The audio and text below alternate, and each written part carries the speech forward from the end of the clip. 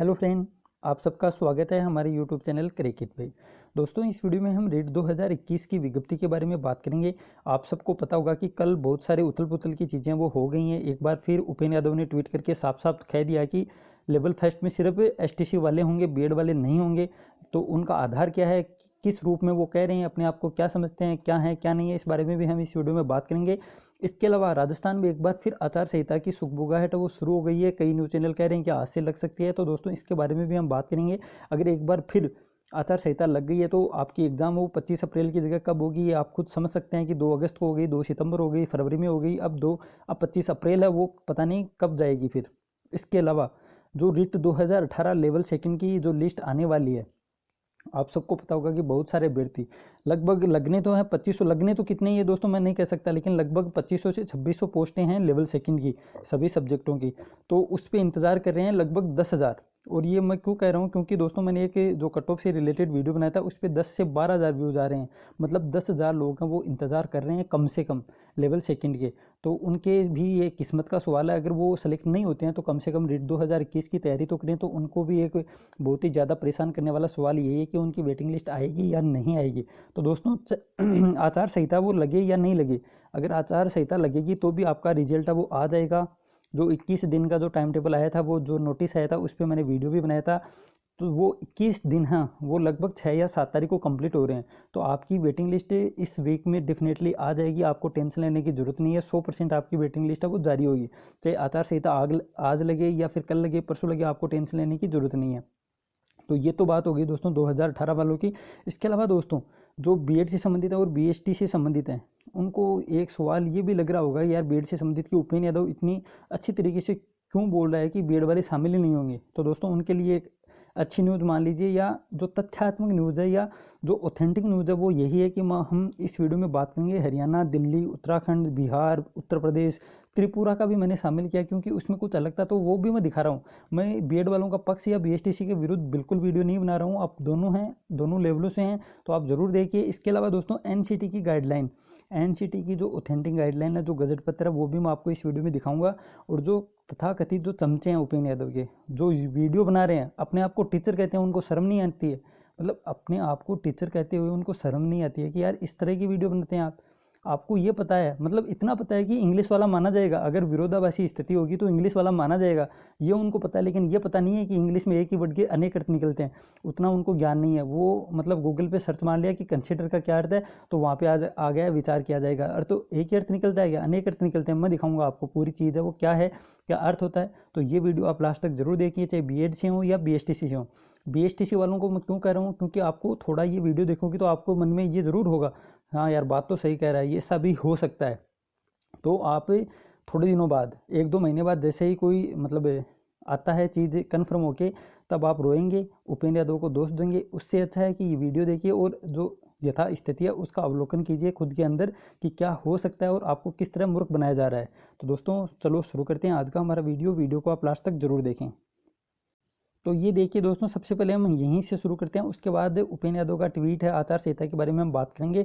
और एक बार और मैं आपको बता दूं, जो इस वीडियो से सहमत हो वो लाइक करें और जो असहमत है वो डिसलाइक करें, क्योंकि कमेंट बॉक्स में बंद रखूंगा। मैंने ये सबक ले लिया है, क्योंकि यूट्यूब के ऊपर कुछ असामाजिक तत्व होते हैं, वो उनकी मतलब परवरिश ही इस प्रकार से हुई है कि वो गालियाँ देने से नहीं रह सकते। उनका टीचर बनने का मकसद बिल्कुल नहीं है, क्योंकि जो टीचर बनता है उनको अपने संवेगों पर नियंत्रण रखना बहुत ज़रूरी है, क्योंकि आपके सामने छोटे छोटे बच्चे होंगे, वो कुछ भी कह सकते हैं। तो अपने आप को मतलब संवेगों पर थोड़ा बहुत नियंत्रण होना चाहिए। तो आपको छोटे छोटे बच्चों को ही पढ़ाना है। तो आप बात करते हैं दोस्तों, ये जो भारत का राजपत्र द गजेट ऑफ इंडिया, इसमें जो अधिसूचना है एनसीटी की, आप देख सकते हैं यहाँ पे। ये देखिए, सबसे पहले तो यहाँ पे ये हिंदी में लिखा हुआ है कि जिसने एनसीटी द्वारा मान्यता प्राप्त संस्थान से शिक्षा स्नातक की उपाधि प्राप्त किया है, उस पर कक्षा 1 से 5 तक पढ़ाने के लिए अध्यापक के रूप में नियुक्ति हेतु विचार किया जाएगा। ये बात तो है दोस्तों हिंदी की। इसके अलावा जो इंग्लिश वाली बात है, ये देखिए, कल जो हिंदी अर्थ करवा रहे थे गूगल के ऊपर, उनको ये उनके खिलाफ ही मैंने ये वीडियो बनाया कि आप देखिए मतलब किस प्रकार मूर्ख बनाते हैं लोग। ये देखिए यहाँ पे साफ साफ लिखा हुआ है, ये देखिए, NCT recognized institution shall be considered, ये देखिए shall be considered है for appointment as a teacher in class 1 to 5 provident the person so appointed as a teacher shall mandatory under graduate, ये आप देख सकते हैं, मतलब ब्रिज कोर्स करना अनिवार्य है। लेकिन ये सरकार की प्रॉब्लम है दोस्तों, ये उपेंद्र यादव को टेंशन लेने की जरूरत नहीं है कि ब्रिज कोर्स कैसे होगा कैसे नहीं होगा। जब हर राज्य करवा सकता है, केंद्र सरकार करवा सकती है KVS वाले टीचर्स को, तो राज्य सरकार अपने आप देख लेगी, गहलोत जी अपने आप देख लेंगे, या शिक्षा मंत्री जी अपने आप देख लेंगे। मतलब उपेंद्र यादव को इतना टेंशन लेने की जरूरत नहीं है। उनके काम करवाने के तरीके अलग हैं, वो काम बहुत हैं, बहुत काम है। अरे आप देखिए कितनी भीड़ आ रही है यार, मेरे को बहुत ही ज़्यादा आश्चर्य होता है, बहुत ज़्यादा आश्चर्य होता है कि कितनी भीड़ आ रही है, कितना लोगों का विश्वास है, और वो विश्वास के ऊपर कैसा उतरते हैं। ये देखिए आप, थोड़े दिनों बाद जैसे ही निर्णय आएगा तब हम बात करेंगे। ये चैनल में ख़त्म नहीं कर रहा हूँ, आप बेझिझक उस दिन मैं मिलूंगा सभी से। ये देख सकते हैं दोस्तों, सेल भी कंसिडर्ड है, इसका अर्थ भी मैं आपको बताऊंगा, वीडियो आप बने रहें। तो ये देखिए, सबसे पहले दोस्तों हम बात करते हैं उपेंद्र यादव के उस ट्वीट की जिसमें साफ साफ लिखा हुआ था, जैसे भारत का प्रधानमंत्री घोषणा कर रहा हो कि रेट लेवल प्रथम में बीएड वाले शामिल नहीं होंगे। इनको ये पता नहीं है कि लोगों को कितनी उम्मीदें हैं, इस प्रकार ट्वीट नहीं करते हैं। अगर आपके पास कोई पुख्ता सूचना है तो भी आप कर सकते हैं, करें, लेकिन जो होगा वो तो कोर्ट करेगा ना। मैं बार बार कहता हूँ, जो होगा वो कोर्ट करेगा। उपेंद्र यादव की इतनी औकात नहीं है कि वो शामिल कर सकता है और नहीं कर सकता है। ये बात मैं साफ साफ कह रहा हूँ, किसी से मैं भी नहीं डरता हूँ दोस्तों।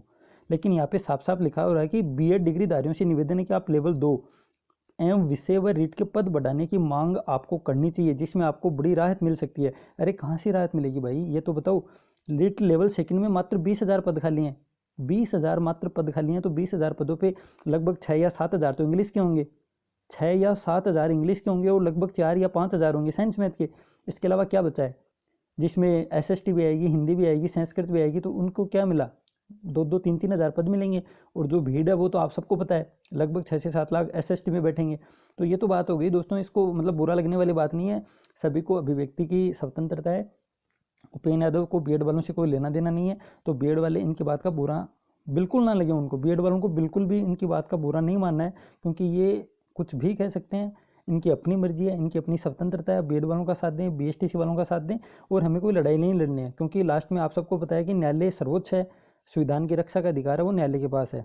तो हम या आप कोई भी मान लीजिए, बीएड वाले जरूर न्यायालय जाएंगे, हाईकोर्ट जाएंगे, पूरी बात करेंगे दोस्तों। ये देखिए एक चीज़, जयपुर 20 जिलों के 91 निकायों में चुनाव कल लग सकती है, मतलब ये कल की बात है, तो आज लग सकती है आचार संहिता। राज्य निर्वाचन आयोग की तैयारियां पूरी, 3035 वार्डों के लिए होंगे चुनाव। एक तो ये दोस्तों राजस्थान के चुनाव, लगभग लोकसभा वाले मतलब राज्य सरकार वाले चुनावों के बाद हर साल है वो चुनाव आ रहे हैं, मात्र 2 या 3-4 महीने बाद चुनाव आ जाते हैं। तो ये आचार संहिता पीछा नहीं छोड़ रही है बेरोजगारों का, मैं साफ साफ कह रहा हूँ।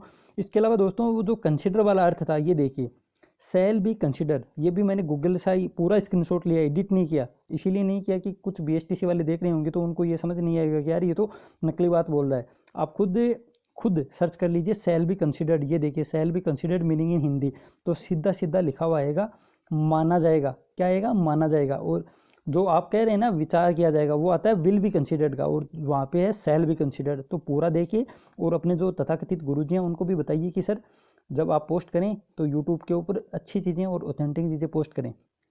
ये तो है उनके लिए सुझाव। BSTC वालों के लिए ये देखिए, विल बी कंसिडर्ड मैंने आपको पूरा दिखाया है, इसका अर्थ होता है विचार किया जाएगा। और उनको ये पता है कि इंग्लिश वाला माना जाएगा। तो दोस्तों, कंसिडर के अर्थ बहुत सारे होते हैं। ये देखिए, कंसिडर का अर्थ होता है गौर करना, मानना, मानना भी होता है, समझना भी होता है, विचार करना भी होता है, गौर करना भी होता है, सोचना भी होता है, विचार विमर्श करना भी होता है, ध्यान रखना भी होता है।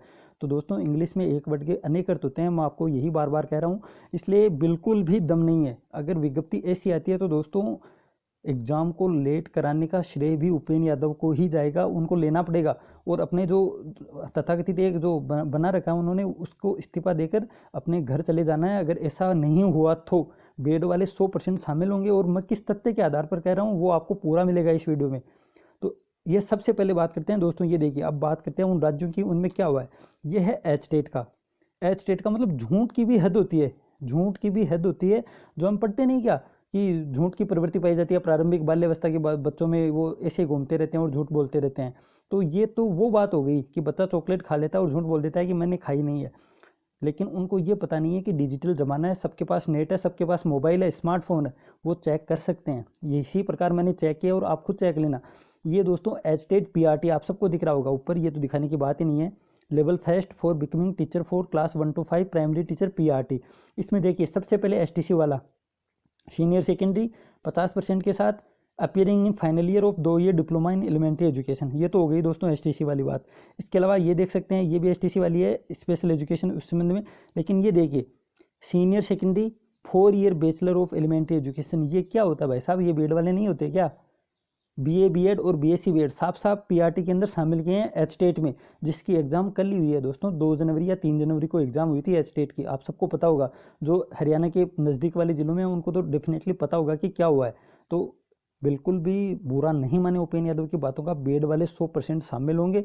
मैं बार बार कह रहा हूँ, ये उनकी एक साजिश है, गवर्नमेंट के साथ मिलकर एक साजिश है एग्जाम को लेट कराने की। क्योंकि उनको पता है अगर विज्ञप्ति में शामिल नहीं किया जाता तो उसके पास जो बंदे हैं वो कोर्ट जाएंगे बीएड वाले, और वापस से फॉर्म वो चालू करने पड़ेंगे। उसके बाद 3 महीने का टाइम है वो वापस से दिया जाएगा। तो एग्ज़ाम ऑटोमेटिक 25 अप्रैल को नहीं होगी, उसके बाद मई में भी नहीं होगी, जून में नहीं होगी, जुलाई में नहीं होगी, वापस से एग्ज़ाम है वो 2 अगस्त को चली जाएगी। और यही उन सब की मिली हुई साजिश है। तो बीएड वाले बच के रहें, और एसटीसी वालों से तो मैं बिल्कुल कह रहा हूँ कि वो तो बिल्कुल बच कर रहें।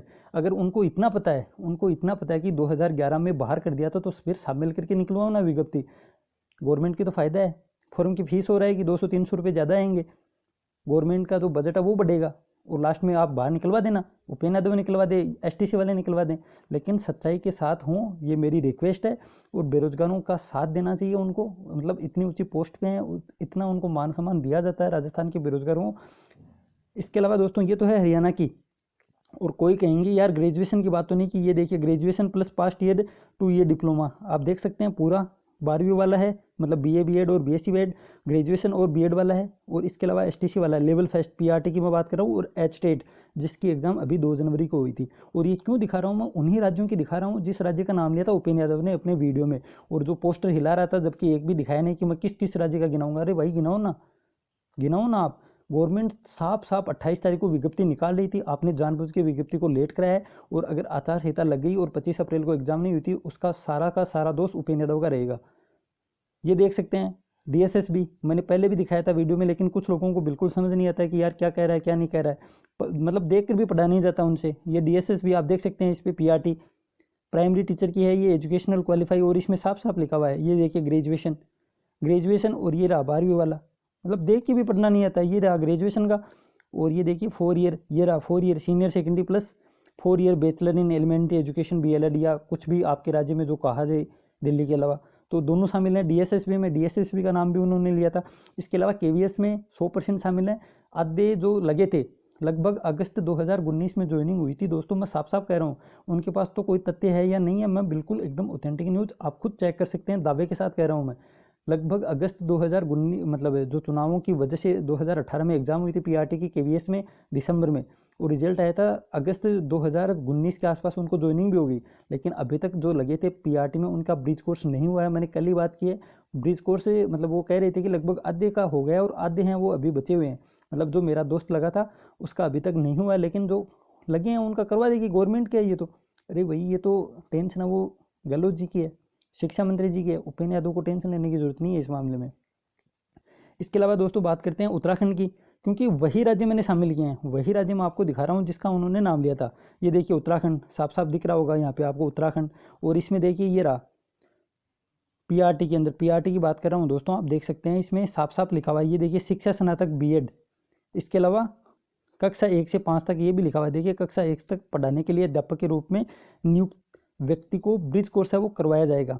तो लेकिन ये टेंशन दोस्तों गवर्नमेंट की, मैं बार बार कह रहा हूँ, इसमें उपेंद्र यादव को लेना देना नहीं है कुछ भी। साफ साफ लिखा हुआ है 4 वर्षीय बीएड, मतलब जो बीए बीएड है 4 वर्षीय, और शिक्षा स्नातक है, ये भी दोनों चीज़ें वो साफ साफ उत्तराखंड में भी लिखी हुई हैं। इसके अलावा दोस्तों ये देखिए ये है त्रिपुरा, इसमें ये दोस्तों मेरे पास किसी ने भेजा है, मैंने चेक नहीं किया, मैं साफ साफ कह रहा हूँ, लेकिन इसमें ये लिखा हुआ है, यहाँ पे आप देख सकते हैं कि नियुक्ति के लिए प्राथमिकता, जैसा वर्ड है इसमें लिखा हुआ है कि नियुक्ति के लिए डीएलएड को प्राथमिकता दी जाएगी। इसमें ये देखिए यहाँ पे मैं दिखा रहा हूँ आपको, इतना ही जूम होता है, प्राथमिकता वो दी जाएगी अभ्यर्थियों को, डीएलएड वालों को। लेकिन दोस्तों ऐसी ही विज्ञप्ति है वो बिहार में आई थी, ऐसी ही विज्ञप्ति बिहार में आई थी, जिसका मैं ऑर्डर कोर्ट का दिखा रहा हूँ। तो आपको जो बीएड कर किया उनको टेंशन लेने की जरूरत नहीं है, जब लास्ट में होगा वो बीएड वाले सेलेक्ट होंगे, ज्वाइनिंग लेंगे लेवल फर्स्ट में, मैं बार बार कह रहा हूँ। और देख लेना, ये देखिए जो निर्णय आया था वो आप देख सकते हैं। इसके अलावा हम सुप्रीम कोर्ट के जो फैसला बार बार बता रहे थे उपेंद्र यादव, उसमें साफ साफ नहीं लिखा हुआ, वो भी मैं आपको दिखाऊंगा, तो आप वीडियो को लास्ट तक जरूर देखें। ये देखिए दोस्तों यहाँ पे साफ साफ कोर्ट ने क्या लिखा है कि प्राइमरी शिक्षकों की बहाली में केवल डीएलएड की योग्यता वाले अभ्यर्थियों को प्राथमिकता देना उचित नहीं होगा। मतलब साफ साफ लिखा है कि डीएलएड के अभ्यर्थियों को प्राथमिकता देना उचित नहीं होगा, इसलिए मेरिट लिस्ट में डीएलएड और बीएड की सूची साथ साथ बनाई जाए। अदालत ने कहा कि राज्य सरकार का यह फैसला गलत होगा कि शिक्षकों की बहाली में डीएलएड डिग्रीधारियों की कमी रहने के बाद ही बीएड डिग्रीधारियों को मौका दिया जाएगा। सबसे झूठी बात, सबसे झूठी बात दोस्तों, बार बार कह रहे हैं कि अभ्यर्थी नहीं मिल रहे। अरे यार, राजस्थान क्या, राजस्थान क्या, भारत क्या, पूरे विश्व में ऐसा कोई देश नहीं है, चाहे आप मतलब एकदम से जो अर्थव्यवस्था टॉप पर है उनकी बात कर लीजिए, चीन देख लीजिए, अमेरिका देख लीजिए, उनमें है क्या बेरोजगारी नहीं है? बिल्कुल मतलब मूर्खतापूर्ण बात है कि अभ्यर्थी नहीं मिलते हैं एसटीसी के। यार बिल्कुल बहुत ही गजब बात करते हो आप। हर गांव में मिल जाएंगे, आप एक गांव का आप आकलन कीजिए, उसमें 5 से 7 अभ्यर्थी मिल जाएंगे। तो ऐसा कोई राज्य नहीं है जहाँ पे डीएलएड की ये अभ्यर्थियाँ वो कम हैं और वहाँ पे पोस्टें ज़्यादा आती है, वो भी उस राज्य में। उत्तर प्रदेश में यार जनसंख्या 21 करोड़ है, राजस्थान की तो 10 करोड़ है, वहाँ पे 21 करोड़ है, तो वहाँ पे भी एसटीसी के नहीं मिलेंगे, बिहार में नहीं मिलेंगे। बिल्कुल मूर्खतापूर्ण बातें, और जो उनकी बातों में आ रहा है वो भी मूर्ख है दोस्तों। तो आपको बिल्कुल नहीं आना है, जो इस चैनल के व्यूअर हैं उनको तो बिल्कुल भी नहीं आना है। आप अगर बुरी लगे बात तो अनसब्सक्राइब कर सकते हैं, आपकी इच्छा, लेकिन जो सही है वो सही है। इसके अलावा दोस्तों ये देखिए, जब एनसीटी बनाती है और एनसीटी ने कहीं भी अधिसूचना में प्राथमिकता शब्द का जिक्र नहीं किया है, यहाँ पे साफ साफ ये भी लिखा हुआ है, मतलब एनसीटी को जब पूछा गया तो एनसीटी ने भी कह दिया कि हमारी अधिसूचना में प्राथमिकता शब्द का नाम ही नहीं है, आप कैसे डीएलएड को प्राथमिकता दे सकते हैं, साफ साफ लिखा हुआ है। इसके अलावा भी जानबूझ के विज्ञप्ति को लेट करवाया जा रहा है, लेकिन उसमें फ़ायदा क्या होगा, गवर्नमेंट का फ़ायदा है। 4 महीने भी अगर भर्ती लेट होती है तो उनको ज्वाइनिंग 8 महीने बाद देनी पड़ेगी, और एक ही भर्ती के अंदर पूरी 5 साल वो निकाल दिए जाएंगे। आप सबको पता है लगभग 3 साल हो जाएंगे, इस साल 3 साल हो जाएंगे, एक भी वैकेंसी वो नहीं हुई है। गहलोत सरकार की एक भी वैकेंसी शिक्षा डिपार्टमेंट में नहीं हुई है। पहली वैकेंसी है रीट की, जो पिछले 1.5 साल से लटक रही है और वापस से लटकने के मूड में दिख रही है मेरे को। तो आप समझ सकते हैं प्राथमिकता शब्द का जिक्र नहीं है, पूरा मैंने आपको दिखा दिया। और लास्ट में देखिए, जो लास्ट लिखा है, शिक्षक नियोजन प्रक्रिया में 2 वर्षीय डीएलएड पास अभ्यर्थियों को बीएड पास अभ्यर्थियों की तरह एक समान मौका दिया जाएगा, साफ साफ निर्णय में लिखा हुआ है। तो बीएड वाले अभ्यर्थियों को तो बिल्कुल जरा भी जोर नहीं आएगा। सबके जो न्यायालय की कॉपियाँ वो लगा देंगे हाईकोर्ट के अंदर, हाईकोर्ट एक दिन में निर्णय दे देगा कि शामिल करना पड़ेगा। राज्य सरकार के पास कोई उपाय नहीं है, ओपेन के पास भी कोई उपाय नहीं है। ये इसके अलावा दोस्तों ये है वो केस सुप्रीम कोर्ट वाला, जो मतलब उत्तर प्रदेश के किसी अभ्यर्थी ने किया था, मेरे को नाम याद नहीं है, लेकिन वो केस नंबर बताया था एक वीडियो में, तब मैंने चेक किया सुप्रीम कोर्ट की वेबसाइट पे जाके, वहाँ पे साफ साफ लिखा हुआ है, in the circumstances we approve the conclusion draw by high court with the regard to this issue and hold that the BEd candidate were rightly allowed to the participate in the instant selection process. तो दोस्तों इसका अर्थ क्या होता है, इसका अर्थ यही है कि बीएड के जो स्टूडेंट है वो सबसे पहली सिलेक्शन प्रोसेस होती है उसमें शामिल किए जाएंगे, rightly allowed participate in the instant selection process. तो आपको इतना इंडियर तो आता होगा, यहाँ पे साफ साफ लिखा हुआ है। यूपी वाले केस में, बिहार वाले केस में एच स्टेट में शामिल किया गया, उत्तराखंड में शामिल किया, बिहार में बिल्कुल जो बिहार में विज्ञप्ति जारी की थी उसी की नकल है त्रिपुरा में, और हो सकता है कि उसी की नकल राजस्थान में हो। तो आपको घबराना नहीं है, लास्ट में शामिल किया जाएगा। और दोस्तों अब तो आपको जानबूझ के तैयारी ही लेवल फर्स्ट की करनी है, ताकि लेवल फर्स्ट के जो अभ्यर्थी उपेंद्र यादव के जो साथ दे रहे हैं, चमचे बने हुए हैं, तो उनको भी थोड़ा नुकसान तो होना चाहिए। मतलब जो तैयारी कर रहा है वो लगेगा, चाहे लेवल फर्स्ट से हो चाहे लेवल सेकंड से हो। लेकिन ये कहना कि यार ये तो इनका ही अधिकार है, अरे भाई किस ग्रंथ में लिखा हुआ है इनका ही अधिकार है? जो ग्रंथ लिखा हुआ था उसमें अब संशोधन हो गया है, उसमें बीएड वाले एलिजिबल हैं। अगर ऐसा ही चलता रहा कि इनके पास तो अनेक मौके हैं, इसके पास एक भी मौका नहीं है, तो भाई साहब पढ़ लो। अरे भाई साहब पढ़ लो, कल को किसी की नेट हो गई और वो कहेगा यार असिस्टेंट प्रोफेसर तो मैं भी लग सकता हूँ, नेट वाले के पास तो 3rd ग्रेड भी है, 2nd ग्रेड भी है, लेकिन जो नीचे वाले हैं वो एग्जाम ही नहीं दे। तो ये बिल्कुल मतलब वाजिब बात नहीं है, वो पढ़ा है तभी उसकी नेट क्लियर हुई है। आप भी पढ़ लो ना, आप भी पढ़ लो भाई साहब, आप भी पढ़ो, ग्रेजुएशन करो, बीएड करो, एमए करो, पीजी करो, एमएससी करो, और उसके बाद आप भी लग जाओ, 2nd ग्रेड में लगो, 1st ग्रेड में लगो, या फिर असिस्टेंट प्रोफेसर का लगाओ सीधा। तो ये सब मतलब अलग चीज़ें हैं, इसमें बिल्कुल ना पढ़ें। बीएड वाले कैंडिडेट लास्ट में शामिल होंगे, मैं दावे के साथ कह सकता हूँ। और जैसी भी भर्ती हो, लेकिन विज्ञप्ति तो आने दें। उपेंद्र यादव 28 तारीख को बाकायदा विज्ञप्ति आ रही थी, और राजस्थान की गवर्नमेंट ने भी, आप सबको पता होगा, बार बार राजस्थान की गवर्नमेंट या स्टेट कह रही थी कि हम विज्ञप्ति निकाल रहे हैं और लेवल फर्स्ट में बीएड वाले शामिल किए जाएंगे। उसके बाद जो विरोध प्रदर्शन हुआ, उपेंद्र यादव की कुछ बातें हुई, उसके बाद कल ये स्टेटमेंट आ रहा है कि बीएड वाले शामिल नहीं किए जाएंगे। मतलब उसके दबाव में ये चीज़ है वो चेंज हुई है, और अब कोर्ट जाएगी, कोर्ट के अनुसार मैंने आपको दिखा दिए सभी जो एविडेंस थे, इसके आधार पर आप भी ये कंक्लूजन निकाल सकते हैं कि कोई इनको बाहर नहीं कर सकता। लास्ट में होना तो यही है, एग्जाम चाहे 2021 में हो, 22 में हो, 23 में हो, गवर्नमेंट का फ़ायदा है, ओपेन का फ़ायदा है कि उनकी राजनीति वो चलती जाएगी। तो दोस्तों इस वीडियो में इतना ही। किसी को बुरा लगा हो तो अभी मैं सॉरी बोलता हूँ। वैसे आपको दिल दुखाने की बिल्कुल मेरी उम्मीद नहीं थी, बिल्कुल मेरी ये चेष्टा नहीं थी कि आपका दिल दुखाऊं, लेकिन जो हकीकत है वो हकीकत है, उसमें आप भी परिवर्तन नहीं कर सकते और मैं भी परिवर्तन नहीं कर सकता। यही बात सच है जो मैंने आपको दिखाई है, आप खुद चेक कर सकते हैं। ऐसे आपको हवा में कागज़ लहराते हुए नहीं दिखा रहा मैं आपको पूरी चीज़ें मोबाइल की स्क्रीन पर दिखा रहा हूँ, आप खुद चेक कर सकते हैं बाकायदा। तो दोस्तों मिलते हैं जल्दी दूसरे वीडियो में। Thank you. जय हिंद, जय भारत।